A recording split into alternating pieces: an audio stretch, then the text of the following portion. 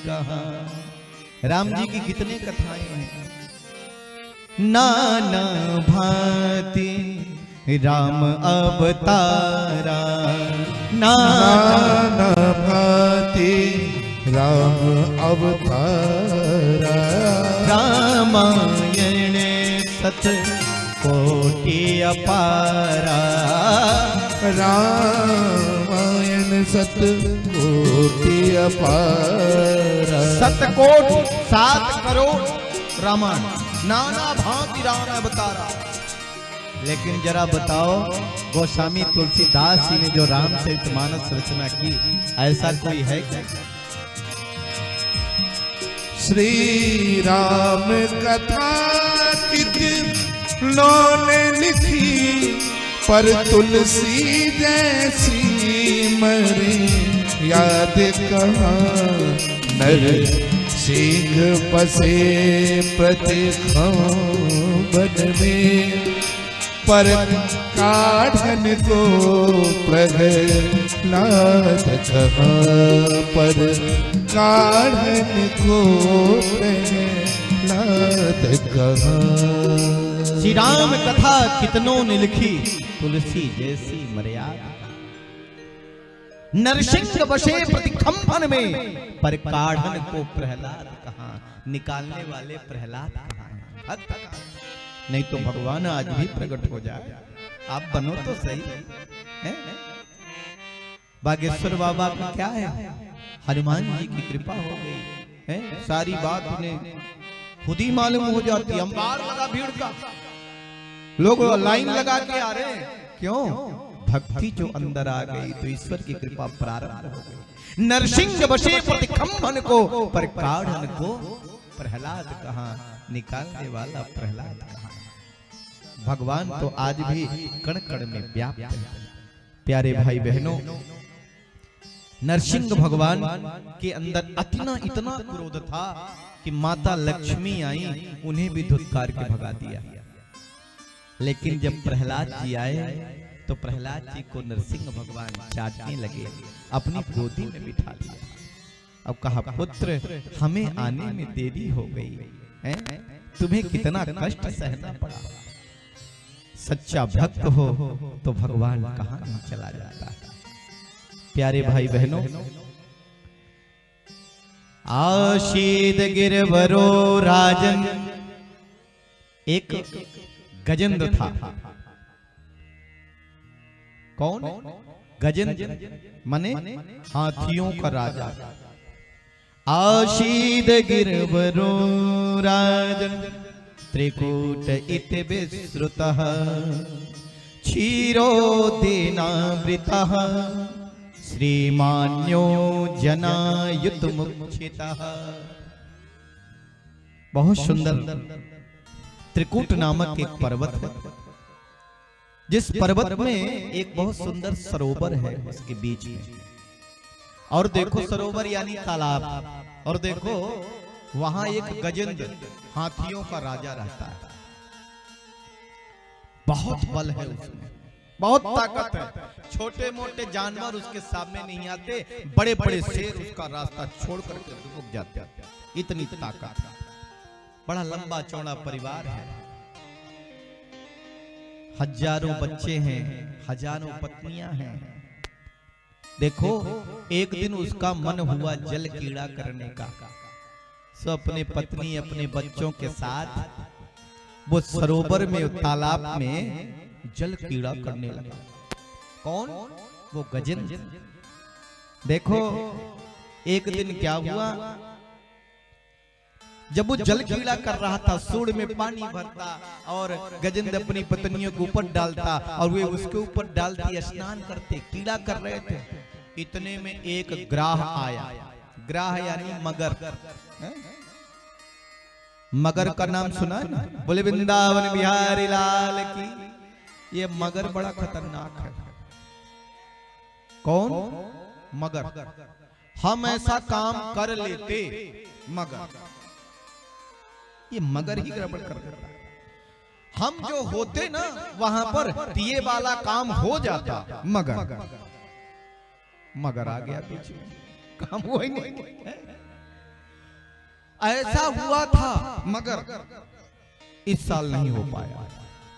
क्यों नहीं हो पाया? मगर जो आ गया बीच में, ये मगर छोड़ता नहीं। देखो, बोले वृंदावन बिहारी लाल की। बच्चे भी समझ रहे हैं कि नहीं? शंकर भगवान की। आवाज नहीं करना। एक चीज और बताएं, कथा के बीच में बातचीत नहीं करना। जो कथा के बीच में बातचीत करता या बोलता है, वो जानते हो क्या? अगले जन्म में छछुंदर होता है। तो छछुंदर बनोगे क्या? तो बीच में बोलना मत। कथा का नियम है, न बीच में उठना है न बीच में बोलना है। सावधान होकर सुनना है, उसका विशेष लाभ है। कथा सुनने से अगर जीवन का कल्याण हो जाता है तो कथा में जो विघ्न करता है ना, वो जड़ से उखड़ भी जाता है। ये मुझे कहने की बात नहीं, लेकिन बता रहा हूं। इसलिए कभी विघ्न पैदा मत करो। खुद तो हम कुछ कर नहीं सकते, और जो कर रहा है उसमें बाधा फैलाए, तो बाधा फैलाने वाला जड़ से उखड़ जाता है। और आप लोग जानते भी होंगे, आपके आसपास ऐसा घटना घटी भी होगी कि दोनों ही उखड़ गए, जो विघ्न पैदा करता है। इसीलिए शांति बना के बैठे। अपने बच्चों को भी जरा ध्यान दिया करो। बच्चा हमारा कुछ भी करे, हमसे कोई मतलब नहीं है। तो बच्चा ठीक कहते, ये देखो कौन बोल रहा है इधर, शांत रहो इधर। तो इनको भी थोड़ा संभाला करिए, संस्कार दीजिए, दिनचर्या बनाइए। आज का बालक कल का भविष्य है। अब आज ही बालक बिगड़ जाएगा तो कल कैसे ठीक है?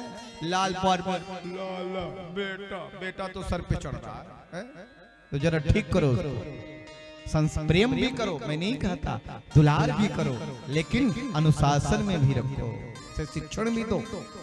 क्या करना क्या नहीं करना, क्या बोलना क्या नहीं बोलना। किसी बड़े का अगर अपमान करे तो डांट दो, अपमान न करें, किसी को बुरा न बोले। नहीं नहीं, मेरा बेटा तो अच्छा किया, देखो आज उस व्यक्ति को कैसे डांटा। अरे तुम्हारे बाप के बराबर था, तुम्हारे दादाजी के बराबर था। एक दिन तुम्हें भी डांटेगा, फिर वही लोग हंसेंगे। बाप को ही मार दिया है? गले में छुरा लगा, ए बुड्ढे निकाल मेरा हाथ, नहीं गला काट दूंगा तेरा। यही तो होता है। अगर हाथों में ताकत है तो कुछ नेक काम करो। जवानी हवा का झोंका है तो जवानी कागज की नौका है, और जवानी ही सुधरने का मौका है। जवानी क्या है? जवानी हवा का झोंका है तो जवानी कागज की नौका है, और जवानी ही सुधरने का मौका है। नौजवान सुधर जाए तो आने वाली पीढ़ी भी सुधर जाएगी। अब पिछला भी, वर्तमान भी ठीक हो जाएगा, अगला भी ठीक हो जाएगा। और नौजवान ही खराब हो गया तो नौजवानों उठो, वक्त यह कह रहा, खुद को बदलो, जमाना बदल जाएगा। शक्तियों को लगाओ सही कार्य में, देश का विश्व का भाग्य खुल जाएगा। अगर हमारी शक्ति सही कार्य में लग जाए। हम शक्ति लगाते कहाँ? चोरी करने में। अपने आप को बड़ा होशियार समझते हैं, किसी का अपमान करने में, जेब काटने में, किसी को सताने में, गांजा पीने में, बीड़ी सिगरेट पीने में, किसी की चोरी करने में। अपने आप को बहुत बुद्धि, हमने ऐसा काम कर, तेरे जैसा निंदनीय कार्य और कौन किया है? तो अपने आप को गौरव मान रहा है, तू तो नर्क में जा रहा है, इस जिंदगी को बर्बाद कर रहा है अपने आप को। तो ठीक करिए अपने आप को, व्यवस्थित करिए। इतना सुंदर ग्राम का नाम है नारायणपुर, और नारायणपुर गांव में आ जाए रावण, कुंभकर्ण, मेघनाथ, ताड़का, सुपनखा। अरे इनको बचाओ, घर घर में राम उत्पन्न करो।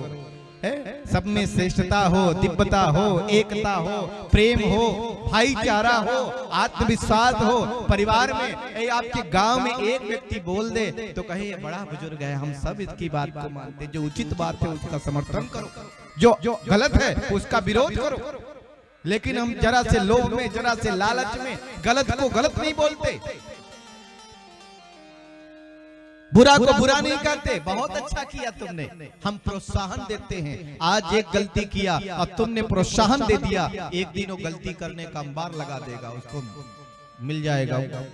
पहले ही रोक दो ना, गलती करेगी नहीं तो फिर परिवार सुधर जाएगा। देखो वो जो गजेंद्र है अपने आप को बहुत समझता था, लेकिन एक मगर ने उसका पैर पकड़ लिया। उस गजेंद्र ने कहा छोटा मोटा जीव है, खुजली कर रहा है, जब मेरी मर्जी होगी तो पैर उठा के झटक। लेकिन सुनिए वो तो मगर है, ऐसे वैसे नहीं है। हमने कहा ना मगर पानी में रहता था, एक बंदर नदी के किनारे एक जामुन का पेड़ था तो जामुन में रहता था। मगर और बंदर की बड़ी मित्रता। बंदर ऊपर से जामुन तोड़ तोड़ करके मगर को खिलाता और मगर नीचे से कहता वाह मित्र कितनी मीठी जामुन खिला रहे हो। लेकिन एक दिन मगर ने सोचा बताओ इतनी मीठी जामुन खिलाता है और जामुन खाता है तो इसका कलेजा कितना मीठा होगा। एक दिन मगर ने बंदर से कहा मित्र। बोले क्या मित्र? बोले नदी का सैर नहीं करोगे? बोले क्यों नहीं करूंगा, आप तो कराते नहीं हो। मगर ने कहा आओ मेरे पीठ पर बैठ जाओ, तुम्हें नदी का सैर कराते हैं। बंदर मगर के पीठ पर बैठ गए। अब मगर जो है नदी की बीच धारा में गया और उसने कहा अब मैं तुम्हारा कलेजा खाऊंगा। बंदर ने कहा क्या कहा मित्र, क्या खाओगे? बोले कलेजा खाऊंगा। कहाँ का मित्र? कलेजा खाऊंगा। कलेजा खाओगे क्यों? बोले तुम इतनी मीठी मीठी जामुन खिलाते हो और जामुन खाते हो तो तुम्हारा कलेजा कितना मीठा होगा, इसलिए अब तुम्हारा कलेजा खाऊंगा। बंदर ने कहा मित्र तुमने पहले क्यों नहीं बताया? मगर ने कहा क्यों? बोले अगर आप पहले बताते ना हाँ तो बोले मैं अपना कलेजा लेके आता। क्या मतलब? बोले कलेजा तो मैं जामुन के पेड़ पे टका के आ गया। जल्दी करो, जल्दी इधर चलो। बड़ी तेजी से बंदर जो है उसके पेड़ से कूदा और जामुन के पेड़ पर चढ़ गया और पेड़ से कहता टाटा बाय बाय, अब दोबारा मत आना। हो गया। क्या मतलब है? दुष्टों से न मित्रता अच्छी और दुष्टों से न दुश्मनी अच्छी। गजेंद्र ने कहा ये छोटा मोटा जीव है, पैर पकड़ा हुआ है, लेकिन वो पैर निकालने का प्रयास किया तो पैर उठता ही नहीं। वो मगर पानी के ऊपर आ जाता लेकिन पैर नहीं छोड़ा। कभी मगर खींचता तो ये गजेंद्र पानी के नीचे चला जाता, डूबने लगता। और देखो युद्ध करते करते 1000 वर्ष बीत गए। ये आज की घटना नहीं है, सत्य। बच्चे छोड़कर चल गए, पत्नी छोड़कर चल गई। एक बात आपसे कहें, व्यक्ति का जब कोई सहारा नहीं होता तब भगवान को याद करता है। बच्चे जाने लगे, पत्नियां जाने लगी। गजेंद्र ने कहा मुझे छोड़ के जा रही है, क्योंकि उन्होंने भी प्रयास किया, सूंड से सूंड लगा के खींचने का प्रयास किया, लेकिन गजेंद्र को निकाल नहीं पाए। गजेंद्र ने कहा मुझे छोड़ के जा रहे हो? बोले स्वामी आप तो अब बचोगे नहीं, अब आप तो मर ही जाओगे, तो हम भी आपके कारण क्यों मरे, भूखी रहे। वो भी चल चल, बच्चे भी चल चले। आज उसे ध्यान हुआ ये दुनिया परम स्वार्थी, कोई साथ देने वाला नहीं है, कोई साथ जाने वाला नहीं है। बोले वृंदावन बिहारी लाल की। देखो ऐसा ही एक व्यक्ति था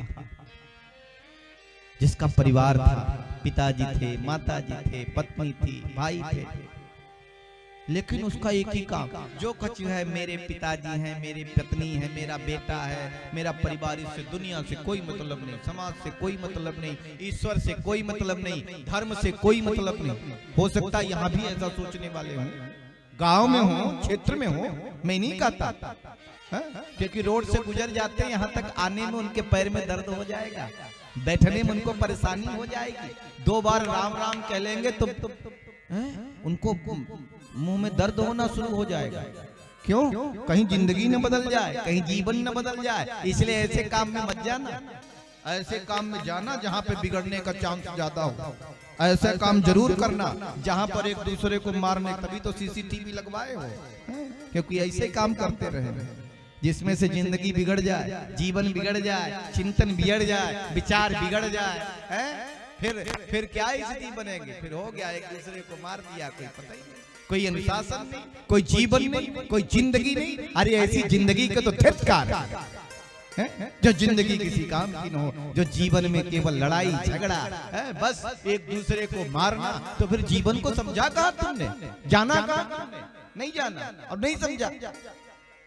तो देखो ऐसा व्यक्ति था, वो ये सब तो नहीं करता था, लेकिन अपने परिवार को बहुत मानता था। एक संत उस गांव में पधारे, लोगों ने कहा चलो भैया बड़ी सुंदर कथा हो रही है, चलो कथा सुनाए। उसने कहा ना ना, हमें बाबा नहीं बनना कथा सुन के। बोले क्यों? अरे बोले मैं अपनी माता को देखता हूँ, पत्नी को देखता हूँ, बच्चों को देखता हूँ, पिताजी को देखता हूँ, सब परिवार को देखता हूँ, ये परिवार छोड़ के कथा वथा सुनने नहीं जाना, बाबा नहीं बनना हमें।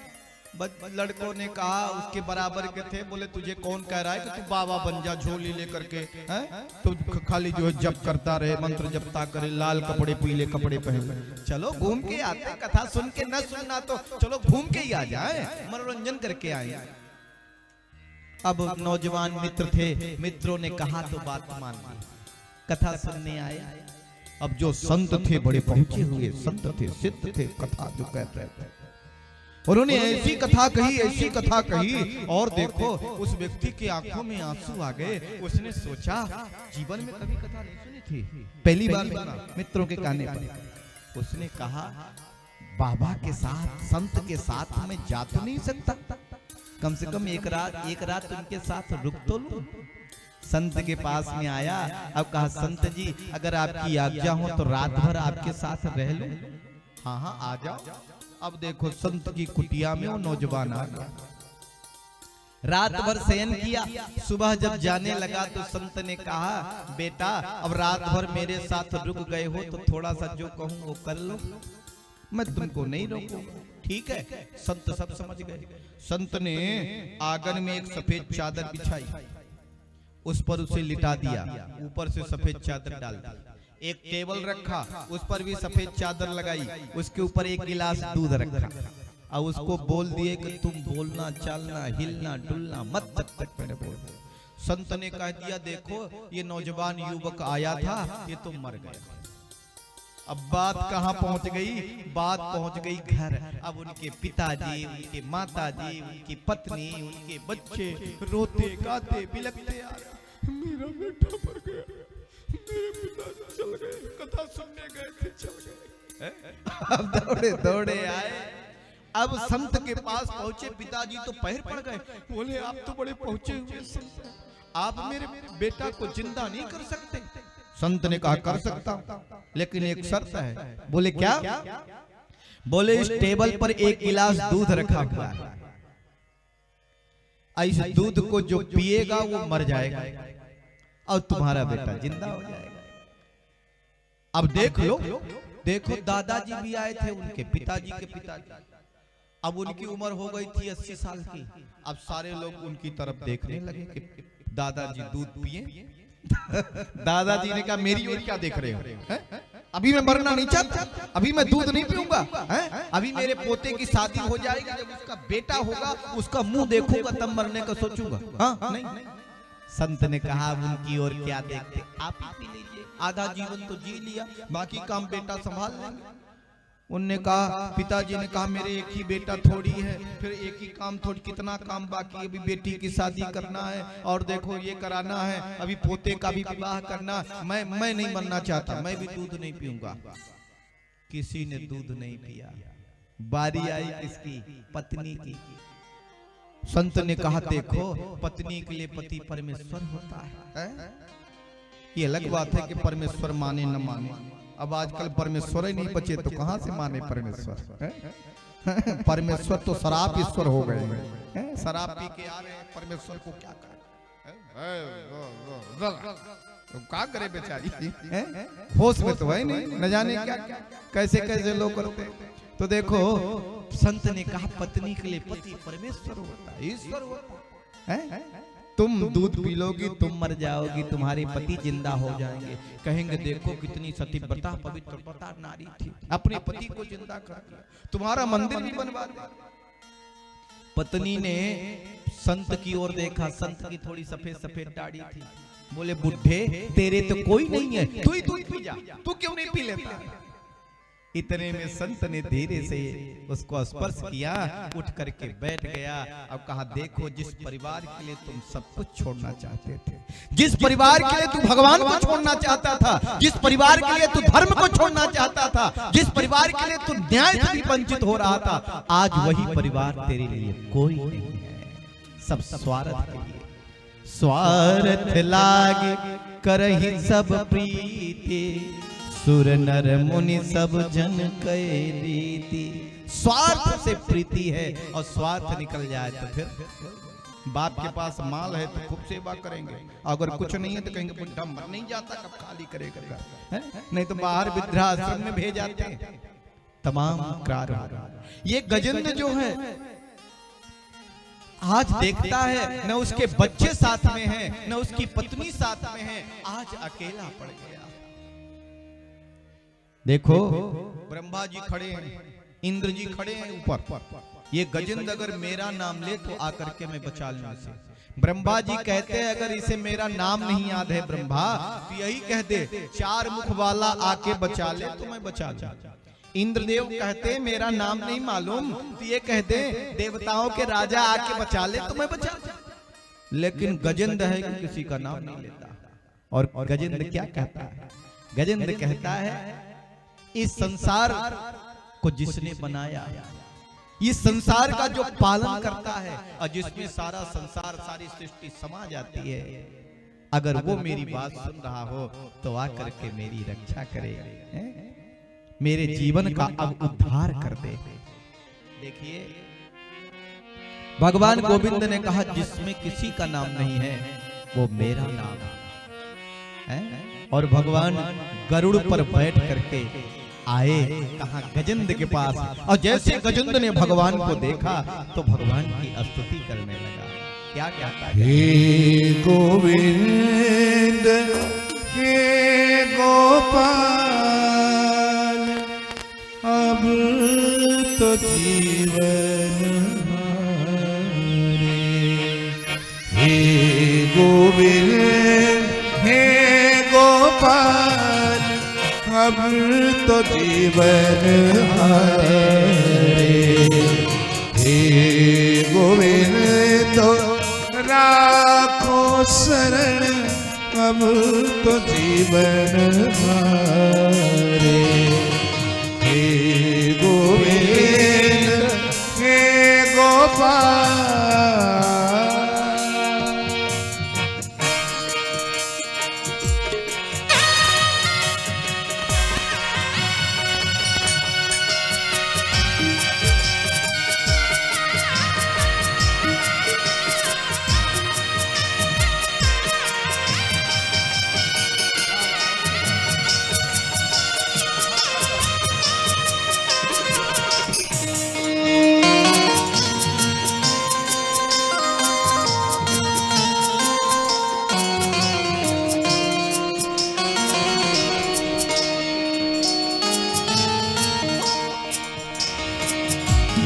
नीर पीवन है तो गयो सिंधु के किनारे।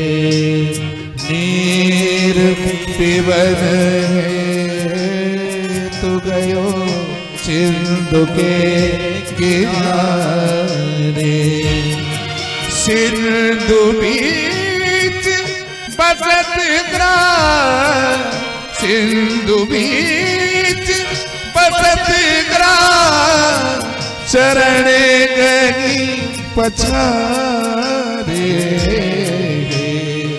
गोविंद हे गोपाल, अब तो जीवन हमारे। हे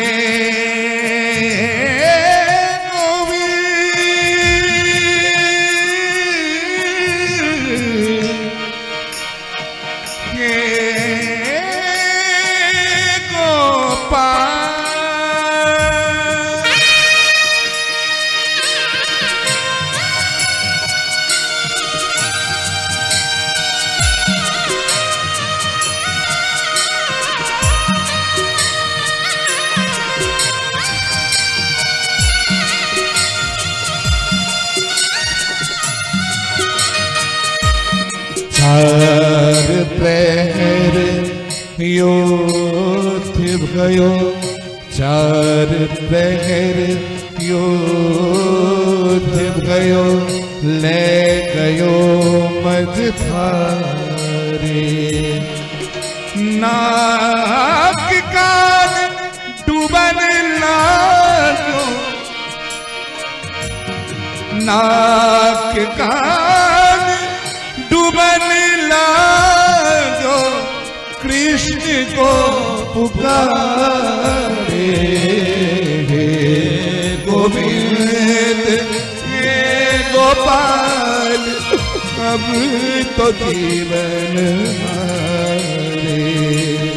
हे गोविंद हे गोपाल।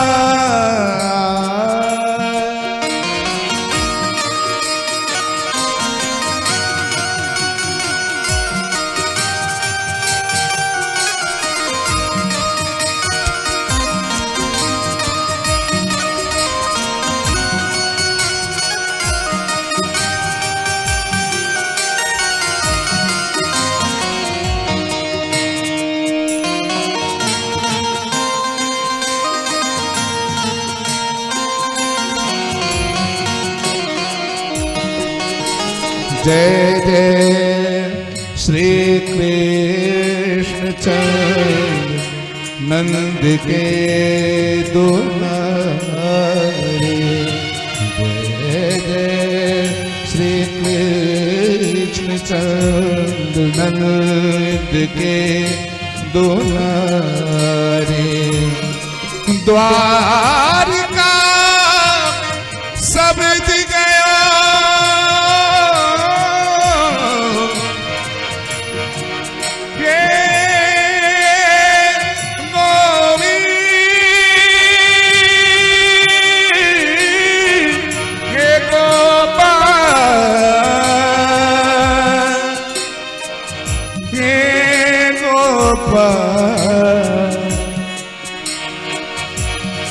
द्वारिका में शब्द गयो, द्वारिका में शब्द गयो, तो सोन गयो ना।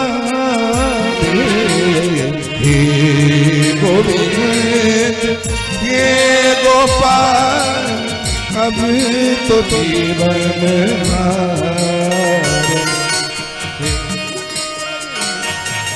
हे गोविंद हे गोपाल, अब तो जीवन हारे। हे गोविंद हे गोपाल, अब तो जीवन हारे। अब तो जीवन हारे, अब तो जीवन हारे। भगवान ने देखा गजेंद्र तो डूब रहा है, और गजेंद्र ने भगवान को देखा तो एक कमलने का फूल उखाड़ा भगवान के चरणों में डाल दिया। भगवान ने एक हाथ से गजेंद्र के शूल को पकड़ा और बड़ी तेजी से बाहर खींचा, जिसके साथ ग्राह भी आ गया बाहर। वो मगर, भगवान ने सुदर्शन चक्र से मगर के मुख को फाड़ दिया, कल्याण कर दिया। देखो भगवान आए थे गजेंद्र का उद्धार करने, लेकिन पहले उद्धार किया किसका? ग्राह का, मगर का। क्यों?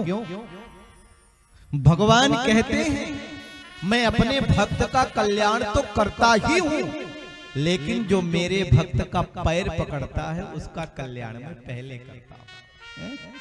और देखो भक्त के पैर को पकड़ रखा था वो ग्राह, और भगवान ने उसका कल्याण कर दिया और गजेंद्र को भी मुक्ति प्रदान किया। बोले द्वारिकाधीश भगवान की। प्यारे भाई बहनों, ये गजेंद्र था कौन? ये पूर्व जन्म का इंद्रस्त नाम का राजा था।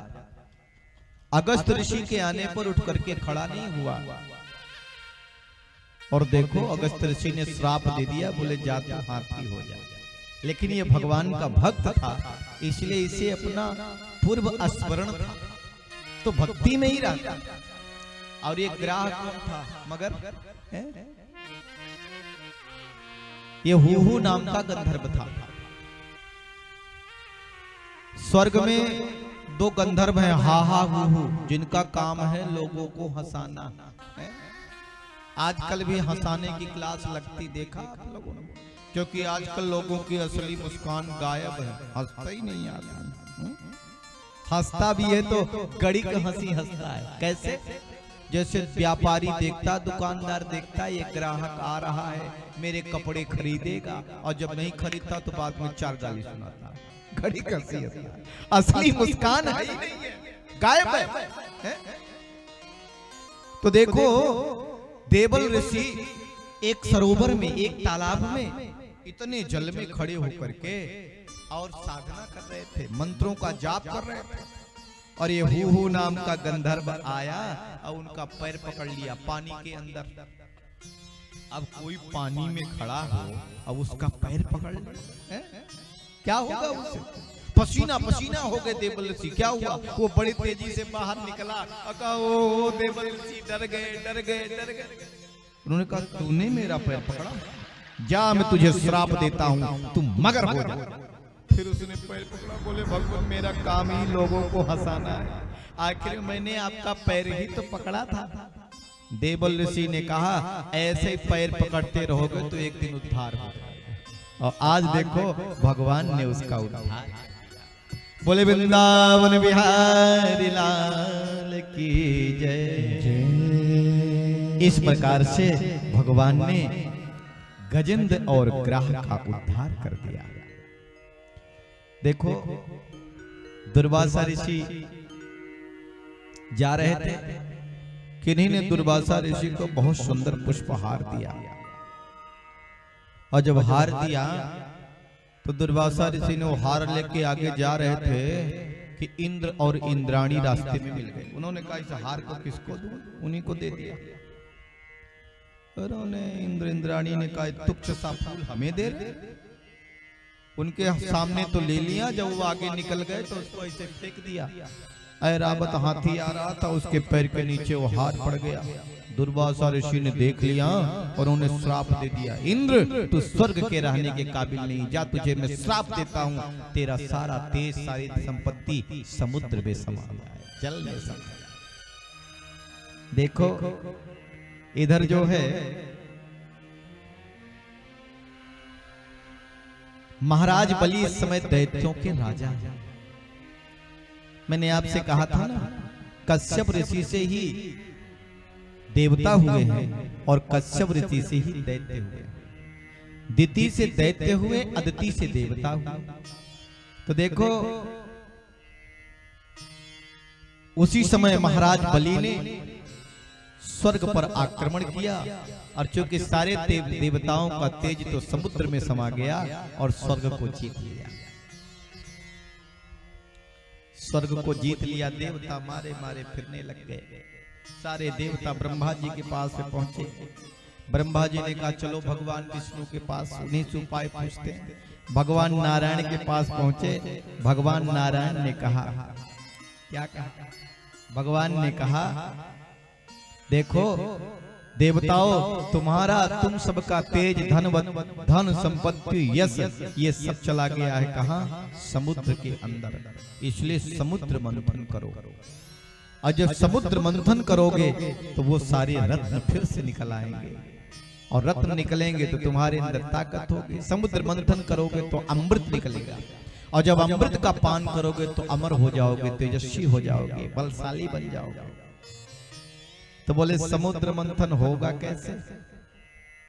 तो बोले समुद्र मंथन होगा, बासुकी नाग की मथानी बनाओ, मंदराचल पर्वत की मथानी, बासुकी नाग की रस्सी।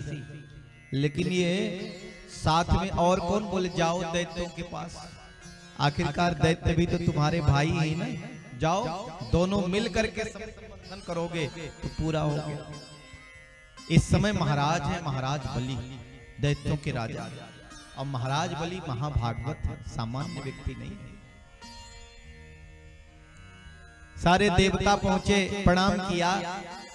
सारे असुरों ने कहा आज सूरज पश्चिम से कैसे उगाया, ये देवता हमें प्रणाम करने मेरे पास आए। देवताओं ने कहा अच्छा ये बताओ, हम आपके पास एक प्रस्ताव लेके आए। बोले क्या? बोले देखो आखिरकार हम दोनों एक ही पिता की संतान है ना। बोले हाँ। बोले तुम्हारे पिताजी कश्यप ऋषि और हमारे पिताजी कश्यप ऋषि। बोले हाँ वो तो है। तो बोले ये बताइए, हम आपस में चाहे जितने लड़े भिड़े लेकिन मरे कोई नहीं। असुरों ने कहा ये कैसे होगा? बोले जब हम लोग समुद्र मंथन करेंगे और जब अमृत निकलेगा और जब अमृत का पान करेंगे तो फिर कोई मरेगा नहीं, चाहे जितना लठ बजे, लेकिन मरेंगे नहीं। असुरों ने कहा भैया ये बात तो मुझे पसंद आई, ये अच्छी बात, ठीक है हम सहयोग करेंगे समुद्र मंथन में। अब देखो मंदराचल पर्वत की मथानी बनाई गई, वासुकी नाग की रस्सी बनाई गई। अब पर्वत लेकर के चले, गणेश भगवान का पूजन नहीं किया सो रास्ते में पर्वत गिर गया। भगवान पीठ पर धारण करके उस पर्वत को लेकर के आए। अब देखो भगवान चाहते थे कि देवता जो है वासुकी नाग के पूंछ की तरफ लगे और असुर जो है मुख की तरफ लगे, क्योंकि जब नाग का घर्षण होगा तो मुख से आग निकलेगा, विष निकलेगा। तो भगवान ने एक चालाकी करी। भगवान ने कहा देवताओं तुम बड़े कुल के हो, इसलिए नाग के मुख की ओर लगो। और असुर तो असुर है, कहते हैं ना संख और मूर्ख दूसरे के फूकने से बचते हैं, अपनी आप बुद्धि नहीं होती। असुरों ने कहा अरे विष्णु चाहे मंथन हो चाहे न हो, हम भी अरे गरे नत्थु खैरे कुल के नहीं है, हम भी ऊंचे कुल के हैं, इसलिए हम भी लगेंगे मुख की तरफ। भगवान ने कहा देवताओं तुम ही छोटे बाप के बेटा बन जाओ, तुम लग जाओ पूंछ की तरफ और तुम लग जाओ मुख की तरफ। असुर लग गए मुख की तरफ और देवता लग गए पूंछ की तरफ। अब मंथन आरंभ हो गया। मंथन आरंभ हुआ और सबसे पहले हलाहल विष निकला। बोलिए शंकर भगवान की। क्या निकला? विष। तीनों लोकों में त्राही त्राही मच गई। कितना निकला विष? 2-4 तोला नहीं, 2-4 ग्राम नहीं, त्रैलोक्य धनात्, जिससे तीनों लोकों का दहन हो जाए, इतना विष निकला। भगवान ने कहा देवताओं से ये विष कहां? बोले ले जाओ भोलेनाथ के पास। देव देव महादेव भूतात्मन भूत भावन त्राहिना शरणापन्या त्रैलोक्य दहनात् विषा। भोलेनाथ के पास देवता विष लेके आए हैं। आइए भोले बाबा की थोड़ी स्तुति तो करें, वंदना तो करें, उनसे प्रार्थना तो करें। शिव सा दयालु सारे जगत में, शिव सा दयालु सारे जगत में, ना पहले था कोई ना अब है ना होगा, ना पहले था कोई ना अब है ना होगा। शिव सा दयालु, शिव सा दयालु सारे जगत में, ना पहले था कोई ना अब है ना होगा, ना पहले था कोई ना अब है ना होगा। बोलो देवाधिदेव महादेव की जय हो।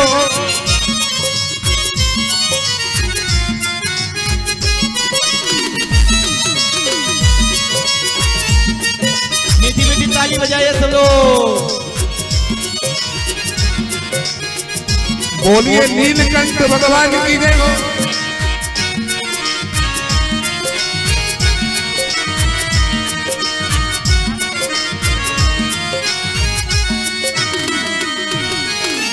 अमृत के पीछे देव दानव पड़े थे, अमृत के पीछे देव दानव पड़े थे, जगर के खातिर कोई ना करे थे, जगर के खातिर कोई ना करे थे।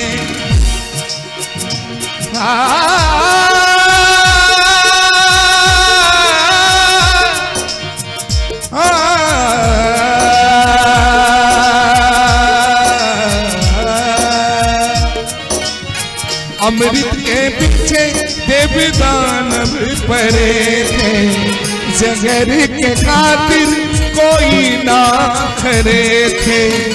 भक्तों, जगत हित के खातिर, जगत हित के खातिर जहर पीने वाले ना पहले था कोई, ना अब है ना होगा, ना पहले था कोई ना अब।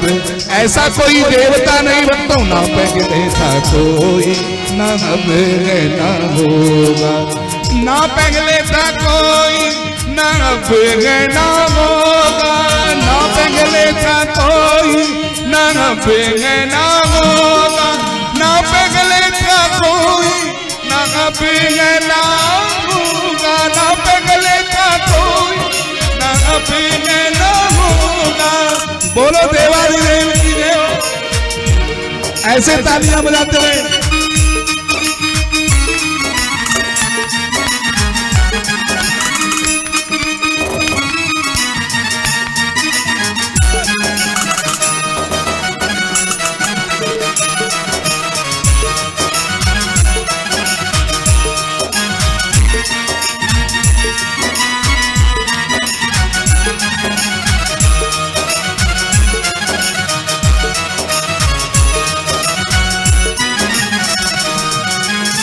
चरणों में शिव के खजाना भरा है, चरणों में शिव के खजाना भरा है, हीरे और मोती यहाँ बिखरा पड़ा है, हीरे और मोती यहाँ बिखरा पड़ा है। सच सच में बताऊं, सच में बताऊं कि गुरु शिव से अच्छा ना पहले था कोई ना अब है ना होगा, ना पहले था कोई ना अब है ना होगा। सच में बताऊं, सच में बताऊं गुरु शिव से अच्छा ना पहले था कोई ना अब है ना होगा, ना पहले था कोई ना अब है ना होगा। ओम नमः शिवाय, हरि ओम नमः शिवाय, ओम नमः शिवाय, हरि ओम नमः शिवाय, ओम नमः शिवाय, हरि ओम नमः शिवाय। हाथ उठाओ। ओम नमः शिवाय, हरि ओम नमः शिवाय, ओम नमः शिवाय, हरि ओम नमः शिवाय, ओम नमः शिवाय, हरि ओम नमः शिवाय। पशुपति त्रिपुरारी गंगाधरम त्रयंबकम उमा प्राणेश्वरम नीलकंठम शशिशेखरम मुंडमालेश्वरम। हे तेरी जय हो, जय हो, जय हो। बोलिए शंकर भगवान की। देखो, जो विष को पीता है वही महादेव होता है। शंकर भगवान को क्या बोलते हैं? देवों के देव महादेव। बोले महादेव की। अगर आप भी महादेव बनना चाहते हो तो विष पीना शुरू कर दो। एक छटाक पिएंगे, राम राम सत्य हो जाएगा। फिर क्या है? कौन सा विष? विष पीना है तो कौन सा विष पिए? विष पी जाओ अपमान का, विष पी जाओ स्वाभिमान का, विष पी जाओ अहंकार का, जो अपने आप को क्या कर ले, जो अब जिसके अंदर सहन शक्ति बढ़ जाए, जो विष का भी पान कर जाए। कोई आपको गाली भी दे रहा ना तो सहन कर लो, सामर्थ्य है तुम्हारे अंदर, पी जाओ उसे। फिर देखो शिव वही होता जो महादेव। और भोला मेरा तो भोला ही है। देखो, एक भगत जो है शंकर भगवान के मंदिर में 10 किलो का सोने का घंटा दान किया। देखो एक चोर बड़े ध्यान से देख रहा था, उसने कहा 10 किलो का सोने का घंटा, छोटी मोटी चोरी बहुत कर ली, अब कहीं एक घंटा हाथ में आ जाए तो फिर चोरी करना बंद, फिर जरूरत नहीं पड़ेगी। अब देखो भगत ने मंदिर में 10 किलो का सोने का घंटा लगा के चला गया। अब वो चोर रात को 12 बजे आया, गेट का ताला तोड़ा, अंदर घुसा। अंदर घुसा, देखो कहीं कहीं शिवलिंग जो होते हैं ना बहुत बड़े होते हैं, भोपाल में जाओ तो वहां है भोजपुर, वहां जो शिवलिंग है ना मध्य प्रदेश में है ये एकदम ऊंचा बड़ा। और जब हम वहां गए हुए तो वहां जो जल चढ़ाने जाते हैं ना, ऐसे सीढ़ी लगा के ऐसे ऊपर जाए तब जल चढ़ता, देखो तो ऐसे ही एक शिवलिंग बहुत बड़े थे और उन्हीं के ऊपर सोने का घंटा टगा। अब चोर सोचने लगा घंटा कैसे निकालूं, कैसे निकालूं। सो शंकर भगवान के पिंडी पर ही पैर रख दिया और घंटा निकालने लग गया। और जैसे घंटा निकालने लगा शंकर भगवान प्रकट हो गए और बोले वरदान मांगो, वरदान मांगो, वरदान मांगो। चोर ने कहा भगवान मैं कोई भगत नहीं हूँ, मैं कोई भक्त नहीं हूँ, जो आप कह रहे वरदान मांगो वरदान है, मैं चोर हूँ, घंटा चुराने आया। भगवान शंकर ने कहा हम फालतू बात नहीं सुनते। कोई व्यक्ति 3 पत्ती का बेलपत्ती चढ़ा जाता है वरदान ले जाता है, कोई व्यक्ति चिनिया बादाम चढ़ा देता है वरदान ले जाता है, कोई व्यक्ति 1 लोटा जल चढ़ा देता है वरदान ले जाता है। तो कितना बड़ा भक्त है, अपने आप को ही मुझ पर चढ़ा दिया, वरदान ले जा। बोले शंकर भगवान की। तो भोले बाबा तो ऐसे हैं, व्यक्ति के दोष नहीं देखते तो गुण ही देखते हैं, वही तो महादेव। शंकर भगवान के पास विष आया, माता पार्वती बैठी हुई थी, शंकर भगवान ने इशारा किया देवताओं से इनसे पूछ लो।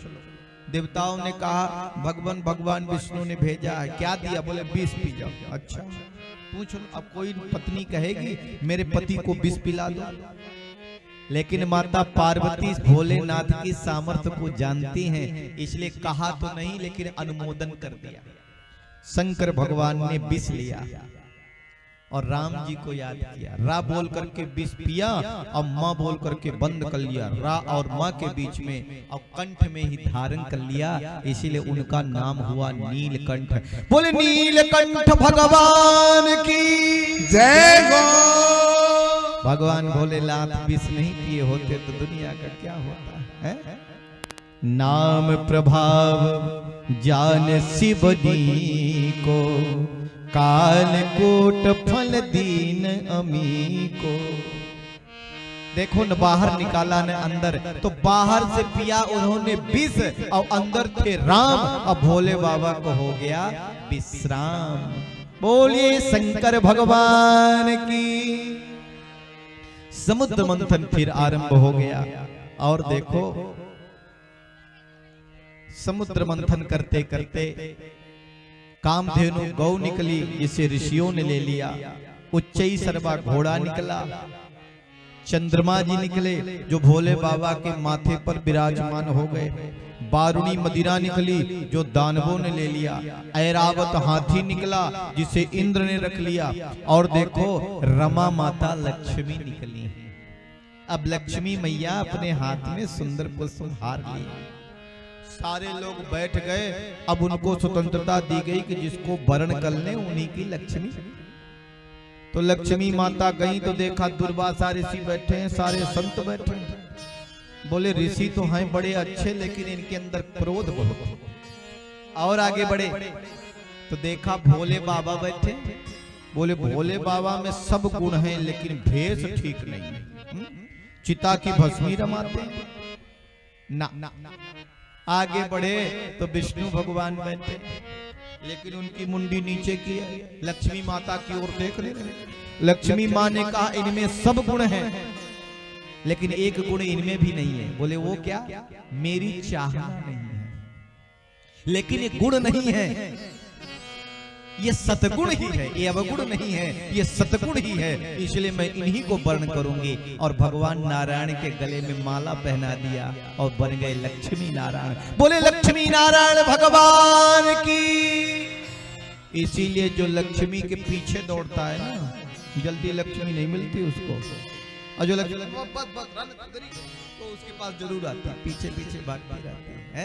यही तो उनकी महिमा है। लक्ष्मी नारायण नारायण नारायण, लक्ष्मी नारायण नारायण नारायण, भजवन नारायण नारायण नारायण, भजवन नारायण नारायण नारायण, लक्ष्मी नारायण नारायण नारायण, लक्ष्मी नारायण नारायण नारायण। अब की बार अमृत निकला। असुरों ने कहा भैया अब चूकना नहीं है। अमृत लेकर के असुर भाग निकले, देवताओं से छीन लिया। और देखो जब देवताओं से अमृत छीन रहे थे ना, तो उसका कुछ बूंद कहाँ गिरा? हरिद्वार में जाके गिरा। कुछ बूंद जाकर के नासिक त्र्यंबकेश्वर में गिरा, कुछ बूंद जाकर के उज्जैन अवंतिका नगरी उज्जैन में गिरा, कुछ बूंद जाकर के तीर्थराज प्रयाग में गिरा। और जहां जहां वो अमृत गिरा वहां वहां कुंभ लगता है। 2025 में भी तीर्थराज प्रयाग में महाकुंभ है। विश्व धर्मार्थ सेवा ट्रस्ट हमारा ट्रस्ट है, विश्व धर्मार्थ सेवा ट्रस्ट, जिसका कैंप वहां लगता है। आप लोग आइएगा, रुकने की खाने पीने की व्यवस्था वहां की जाती है। गंगा जी में स्नान करिए। वैसे हर वर्ष एक कैंप लगता है माघ महीने में, जनवरी से फरवरी में हर वर्ष तीर्थराज प्रयाग के तट पर वहां लगता है। व्यवस्था बनती है, लोग कल्पवास करते हैं, एक टाइम भोजन करते हैं, भगवान का भजन कीर्तन करते हैं, गंगा में स्नान करते हैं और एक महीने गंगा जी के किनारे वास करते हैं। इतनी सुंदर व्यवस्था रहती है। सरकार भी बड़ी व्यवस्था बनाती है। तो आप सब लोग वहां सादर आमंत्रित हैं। 2025 में भी महाकुंभ लगने वाला है, तो आना ही चाहिए। और कुंभ की तो विशेष महिमा, कहां कहां से संत महात्मा मुनि सब पधारते हैं, सबके दर्शन होता है। तो देखो ये असुर अमृत लेकर के भाग गए। देवताओं ने कहा भगवान जिसके लिए इतना बड़ा मंथन हुआ वो तो अमृत गया, क्या करें?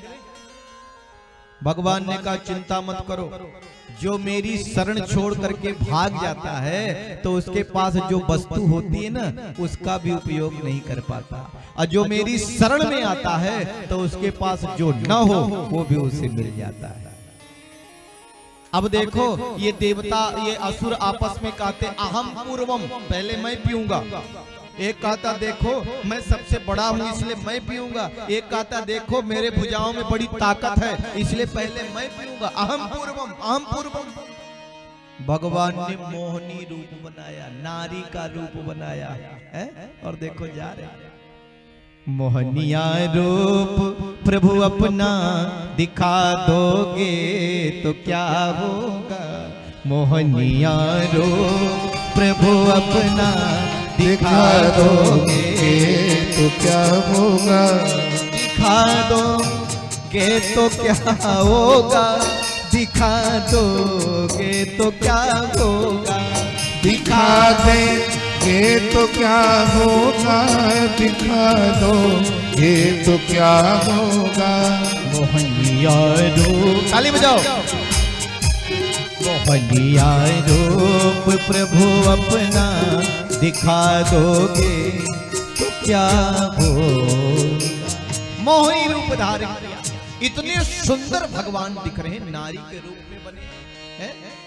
ब्रज के संत कहते हैं हे लाल लला, हे गोविंद, हे केशव, हे मुरलीधर, आप लाला हैं तो कितने लोग आप पे मरते हैं। कहीं आप लाली होते तो करोड़ों के सर कट जाते आपके लिए।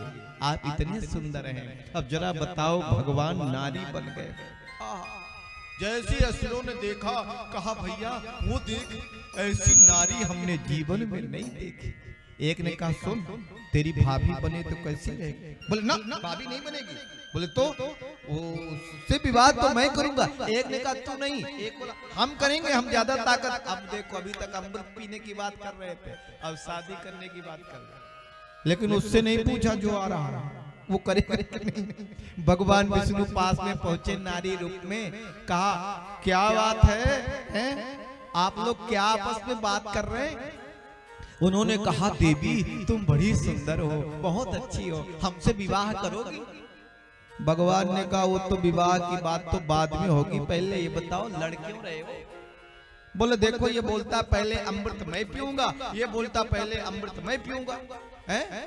अब देखो देवी तुम आ गई हो, अब लो तुम ही बंटवारा करो। भगवान ने कहा मैं तो सोच रही थी कि कश्यप ऋषि के ये जो पुत्र हैं ये बुद्धिमान होंगे, तुम तो मूर्ख निकले। सारे असुरों ने कहा ए देवी अगर तू ऊंचे कुल की है तो हम भी नीचे कुल के नहीं है, हम तुम्हें मूर्ख कहां से दिखाई दे रहे, कैसे दिख रहे? बोले बताओ इतने मेहनत से अमृत का मंथन किया, समुद्र मंथन किया, अमृत निकला और जान न पहचान है, ऐसे अमृत मुझे दे रही? उन्होंने कहा देवी बिल्कुल सही बात कह रही, तुम्हारे वचनों से ऐसा लगता है तुम बड़े उच्च कुल की हो है? तो देखो अब चाहे कुछ भी हो जाए अब बंटवारा तुम ही करो। भगवान फिर बोले मैं तो आपको मूर्ख ही कह रही थी, आप लोग तो महामूर्ख निकले। बोले कैसे? बोले बताओ मेरी जरा सी बात सुनी और आप स्वीकार कर लिया, मैं आपके साथ धोखा कर गई तो? बोले देवी आपके वचनों से लगता है कि तुम मुझे धोखा नहीं दोगे, इसलिए सुनो अब चाहे कुछ भी हो जाए बंटवारा तुम्हारे हाथ से होगा। भगवान ने कहा तो फिर मैं जैसे बांटूंगी वैसे स्वीकार करना पड़ेगा, तभी बांटूंगी। सारे असुरों ने कहा देवी बिल्कुल जैसी तुम्हारी मर्जी वैसे करो। कहते हैं वासना में व्यक्ति अंधा हो जाता है और उचित अनुचित का निर्णय नहीं कर पाता। इतने में आ गए देवता। भगवान ने कहा देखो इसके ऊपर ऊपर पानी पानी है, पतला पतला, नीचे गाढ़ा है। अब देवताओं को पतला पतला पिला दूं और आप लोगों को फिर नीचे का गाढ़ा गाढ़ा पिलाऊं तो कैसा रहेगा? सारे असुरों ने कहा देवी बिल्कुल ठीक रहेगा, जैसा तुम चाहो वैसा ही करो। अब देवता लाइन से बैठ गए, देवता लाइन से बैठ गए। अब देखो देवताओं को भगवान अमृत पिला रहे हैं, असुरों की तरफ मुस्कुरा रहे हैं। एक को अपने रूप सुधा का पान करा रहे हैं और एक को अमृत का पान करा रहे हैं। स्वरभानु नाम का दैत्य बड़ा बुद्धिमान था, जाकर के चंद्र और सूर्य के बीच में बैठ गया। भगवान ने उसे भी अमृत पिला दिया क्योंकि देवता का रूप धारण करके बैठा था। सूर्य और चंद्र एक साथ बोले अरे भगवान आप जिसको अमृत पिला रहे हैं ये असुर है, असुर है। भगवान ने सुदर्शन चक्र से उसके दो भाग कर दिए, एक यहाँ से धड़ अलग हो गया, मस्तक अलग, धड़ अलग। देखो वही हो गया राहु और केतु।